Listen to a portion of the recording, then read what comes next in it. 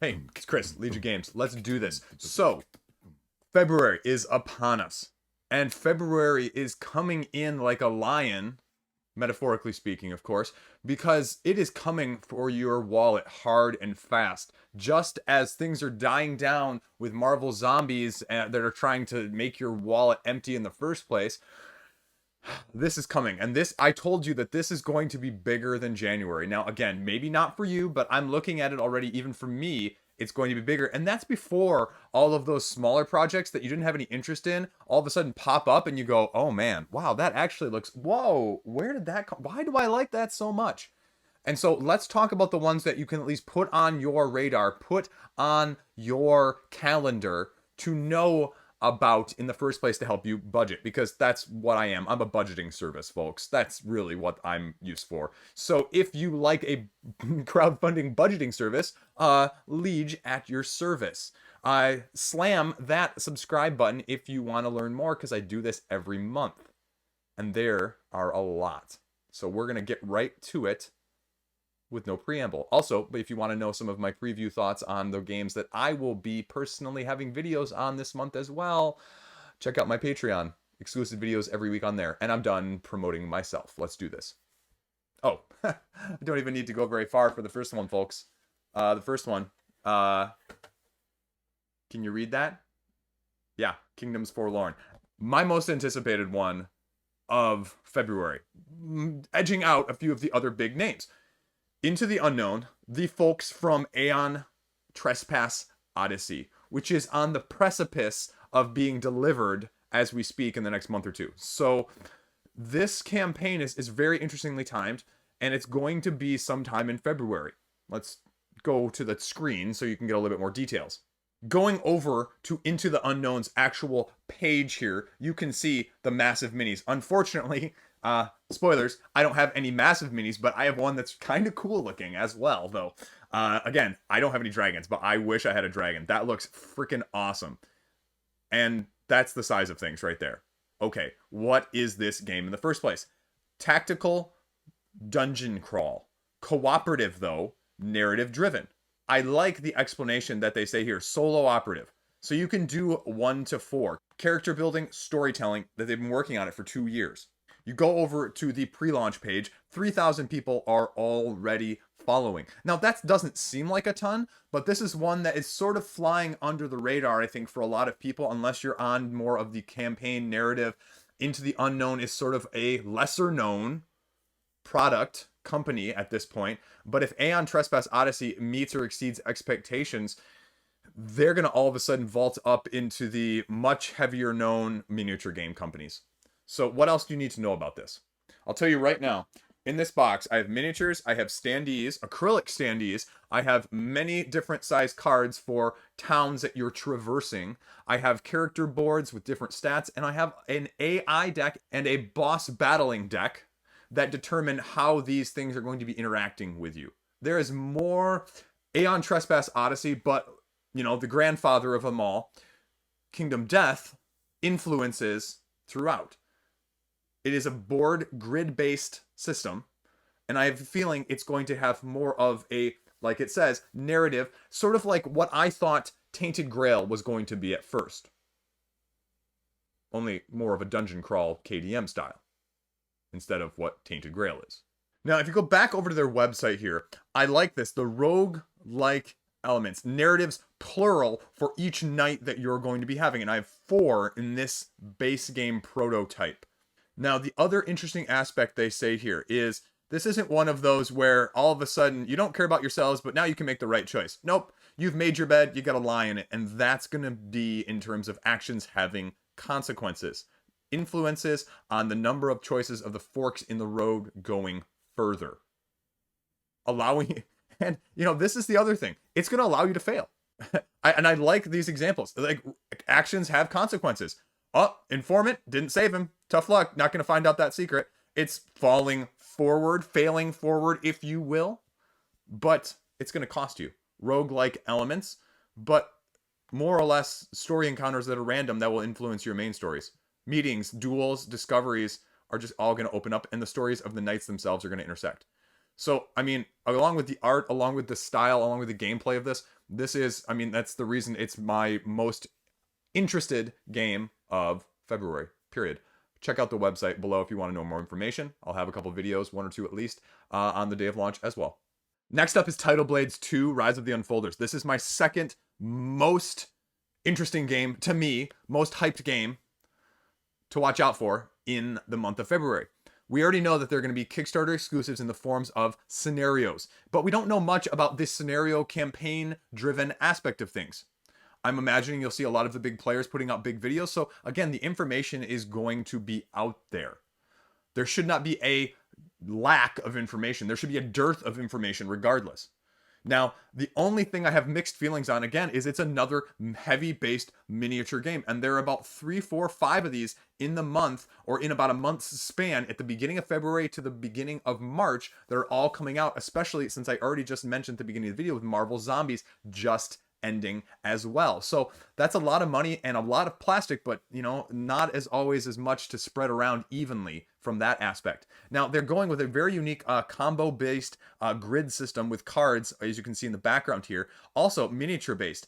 The thing I'm not certain of, and I'm sure videos have talked about it or will have talked about it very shortly, is you see a lot of these hex based tiles with numbers on the platform itself, if you will. And so obviously you have your heroes, which are based with the colors, and then your enemies with the black. But what are these others? How much difference is there? What are these tokens versus what are going to be miniatures? How much are going to be miniatures? I think I would prefer it almost like they did with Wonderland's War, where they offered, you know, chips or standees versus miniatures, and they really broke it down into different levels, and they gave people the customization. Now, I know that is not a popular thing, but I am one of those people that will say, you know what, I'll save $50 and get the standee version instead of the plastic version. I'm looking at you, Oathsworn and Wonderland's War. And so I'm completely okay with that. But early hype is early hype. The question is going to be, what is it look like on the page? I mean, that's the ultimate question for all of these. This is one that I've had my fancy on for a while, because as much as I loved the original Tidal Blades worker placement game, it wasn't for me. The style of it, I would compare it to the other pseudo fighting worker placement game, Monsterlands, which again just kind of didn't feel like it was necessarily the perfect mix of fighting and resource management and collection and ability upgrades. Like, I like most of those things, I just didn't like that combination of them as much as I had hoped. I hoped it was going to be more Dune Imperium rather than Monsterlands for me. And it wasn't. It was more Monsterlands. And that's not to say Monsterlands is a bad game by any means, but it just didn't do it for me. So what is this going to entail? How much is it going to cost? How many expansions are they going to throw at us when it launches on the 2nd? We'll see. Next up, launching on the 15th, this is my third game. This is Block by Block Uprising from Out of Order Games, the third edition, a strategy game, and it's behind rioting, revolutionary politics, and tactics expanded. You're building barricades, clashing with police, looting, occupying, so all of those things you do on a normal weekend, right? Anyway, so this is very interesting because I've seen a couple people posting about it on social media. I believe SpaceBiff was one of them and was super high on this game. And so as a person who loves a little bit of a hard co-op game, I'm very intrigued to see what this is going to bring. Now, semi-co-op is always a little but I'm willing to give it because I don't think he puts his high recommendations out there that often. It's introducing a few new mechanics, it says, as well as mutual aid centers, more dangerous police, streamlined action system for deeper strategy, and a narrative choice-driven liberation deck. And, well, variable win conditions. And looks like they're supporting the previous editions as well, too. So there you go. Manufactured and assembled in the United States. So if you're interested, check over to the Gamefound page here. I didn't even realize it was going to be on Gamefound prior to this, but there you go. I am following it along with 1,100, almost 1,200 other people. So it's going to be freaking sweet. I mean, this is, you know, cubes on a map, doing hard cooperative things, and I'm a fan. So game number 3. Now, game number 4, something completely different. You've never seen anything like this. This is Floating Floors. This is from Guff Studios. You may know Stella from Meeple University. She's a part of this. And this is a very, very challenging dexterity game. Like, think of if you took animal upon animal and made it harder and smaller. And instead of just balancing on the animals, you actually put in little pieces of paper, essentially, to balance on them as well. And that's what you've got going on in this game. It is a very interesting take on things. I will have a video out on this one as well. This is a very cool game. This is very, very low overhead, bring anywhere, play with anyone, but has a whole nother level of strategy and tactical nature, apart from the fact that my hands shake and I can't turn these pieces of floor well enough, because in order to get to your little ninja spot, your little chakra point over here, you can see in the bottom of this picture, you have to first end up at this space at the end next to it, and then you have to like turn it 90 degrees without having anything fall. It's freaking difficult. So if you want a challenge dexterity game that you can play with anybody, this is really going to be up your ilk, because I also don't think it's going to break the bank either. It looks cool. I think it's going to play well. I think it's going to find a good crowd because, you know, one, there's not enough cool dexterity games, and two, dexterity games are hard on crowdfunding, but I think this has enough eye candy appeal as well as actual gameplay mechanics to stand up. So there you go, number 4. Hopping over for number 5. This is, I mean, they're going to have to change the name of the page here. Formerly known as Gaijin from Awakened Realms Light, they have changed it based on the most recent vote to Tamashi. There was concern about the use of the word Gaijin. Appreciable. It's not always the most positive term to be called in Japan as a foreigner, so they changed it. But what do you need to know? Well, this is right here a lot of information, a lot of pictures about this cyberpunk scenario-based game. And you can see a little bit of the modular setup here with the miniatures and what is going to be happening in terms of how you're going to be interacting with both the real world as well as the cyber world. And these pictures make it seem really, really cool. Now, they're getting ready to have some prototypes out there, I believe, soon. And we're just getting to see a little bit of, I think it's maybe even like action programming with augmentation, with like abilities that you upgrade yourself with. And again, it looks really fantastic on the tabletop, at least the presence. I have no clue what it's going to look like in terms of gameplay, though. It's a big mystery. We haven't seen hardly anything at this point, and we may not see anything. I wouldn't be surprised if this one's delayed again, but it's going to make the list right now regardless. So that's why it's number 5. Number 6. This one, Tindaya. I think this one is going to surprise a lot of people as well. This is like a slightly more complicated, slightly differently nuanced Spirit Island in a heavier setting, if you will, with a very similar aesthetic, though. So this is set in the 15th century of the Canary Islands, and you are the natives on this island, worshipping one of these two various deities that you can see here in the picture, and you are trying to fight off invaders of your islands. All while trying to appease these gods because they're requiring certain sacrifices, certain resources at certain times of the game, and if they cannot be accomplished or done, their wrath is also going to be unleashed upon you. But do not fear, you have the use of seers that are going to help you try and predict what those certain things might be. Now, there is going to be competitive and cooperative, and that's going to be a big difference, and it is going to be heavier. I mean, this is the heart and soul of a Euro game, they say. So, how do you feel about that? Competitive in the sense that, you know, whoever does the best, stops the most bad things from happening, uses the least amount of resources to do it, is going to win. Competitive, if you achieve a certain mission that you are assigned, you can also win. How do you feel about that? This one has the premise and the promise of very exciting, more for the middling, depth-heavy Euros. So if that interests you, you should definitely check it out, especially with a little bit of the Spirit Island vibe. So there you go, number 6. Next up is Unfair, the expansion, with 4 new decks: Comic Book Hacker, Kaiju, and Ocean. Now, again, this game is a little bit controversial. It's a lot of take that, and so people don't like it. It's unfair, right? You're building a fairgrounds, and some of the cards that you're going to be using are going to be attacking, sabotaging, affecting not only your fairground that you're building, but other people's. They made a whole separate game called Funfair that was minus this, essentially. Good Games Publishing is putting this out, and this is one of those games where I'm scared to try it because this looks just like something I would absolutely love, especially with the take that aspect, and so I'm going to be heavily looking at this one. This one's going to be launching on the 7th, and in case you missed me say it because I didn't say it on the other one, Tindaya is launching on the 14th. Next up is Rolling Heights. This one from AEG should be very interesting. This one has been slowly making its rounds on media and a little bit of hype on the Board Game Geek side of things. And again, you're going to have all the big players because AEG puts them out there. And so you're going to have plenty of information to help you figure out whether this new mechanic from AEG and John Clare is up your ilk. It's like Cubitos, only you're rolling your meeples instead of dice. And so if they start face up, they give you like actions and resources and all sorts of production, but they start face down, they give you nothing. And so there's a little bit of press your luck as you're trying to build and construct, well, buildings, right? Get more workers, build more buildings, get more points. Most points wins. There you go. What is it going to look like? How many expansions, again, are you going to see? Probably one just from the get-go. And then, you know, what does the price point look like? And is this a unique enough mechanic that it works?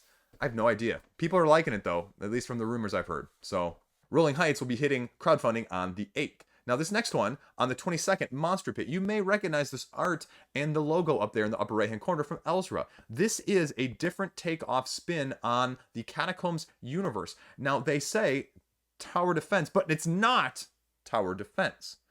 Why?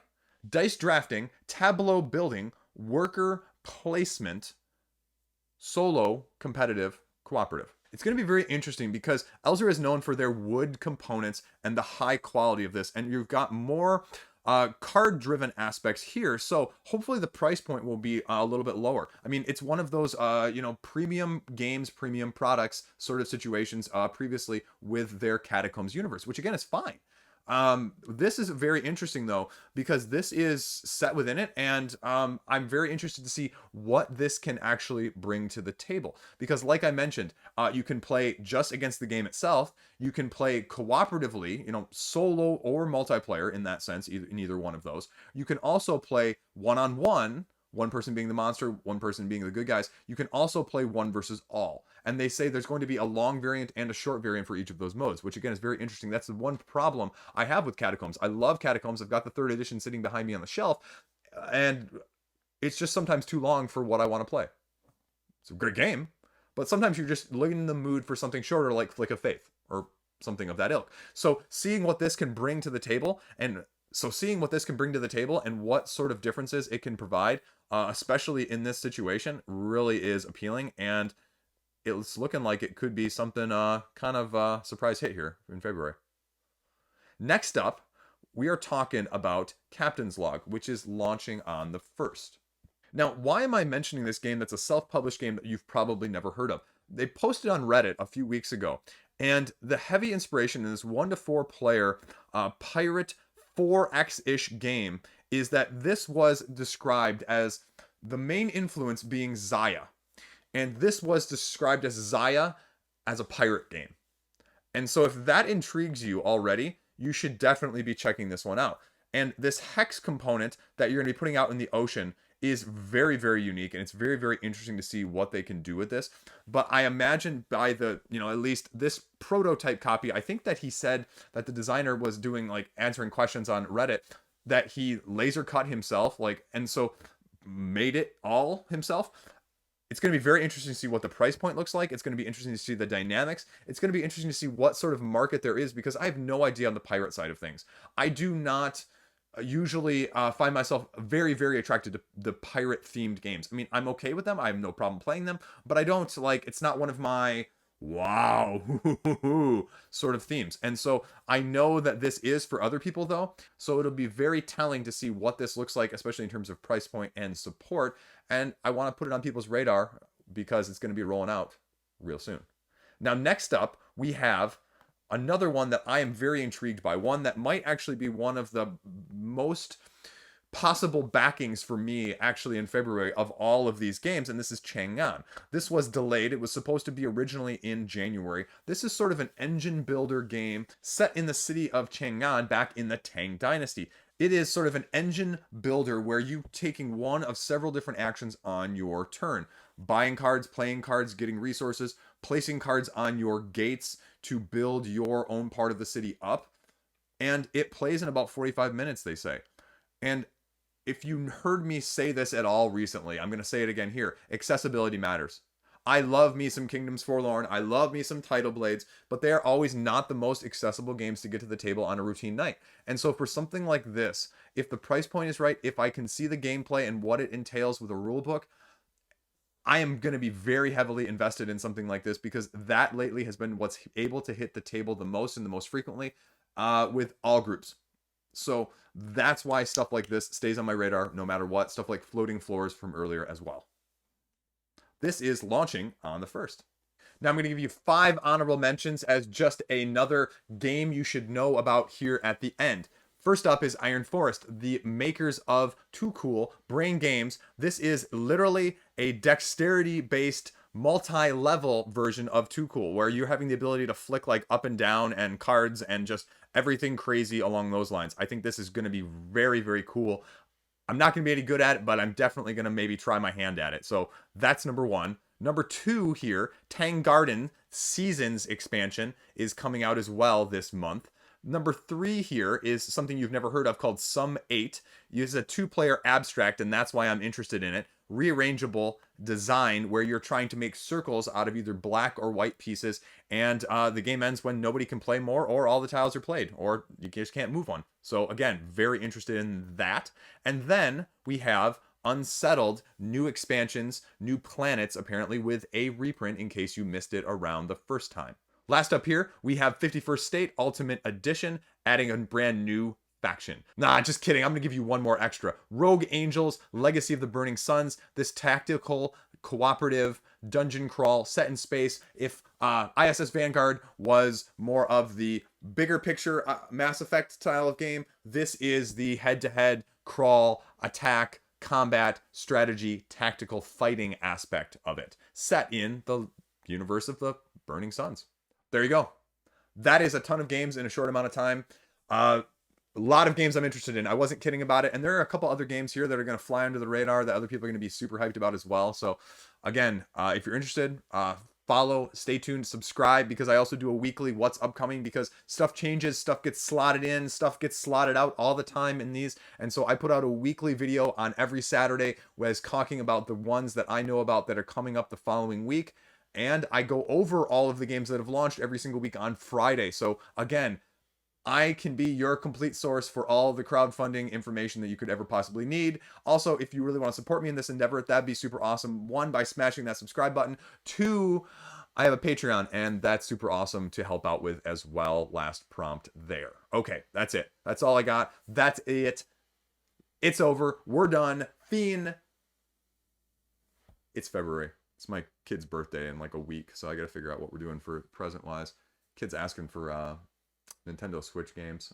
I don't know what to get him right now. They're really obsessed with Pokemon Shield. We've got that rented from the library right now, and I'm tempted by the new Pokemon Arceus. Arceus? Anyway, you know, the more open world one. But they're pretty content with this one right now, so I'm tempted to just buy it for them, even though we're renting the other one. I personally have been just playing Slay the Spire, and I'm going to get me some Xenoblades tonight, I think. So, you know, they're happy with Mario. Anything Mario colored as well right now, it's great for them, but we'll see. We'll go from there. That's all I got. I don't got anything else. This is a good video. I'm happy with this video. I'm trying to put out better quality videos for you guys. Previously, you know, raising the bar here. So, there you go. Thanks for tuning in. Stay classy. See you around. Nothing like an end video ramble.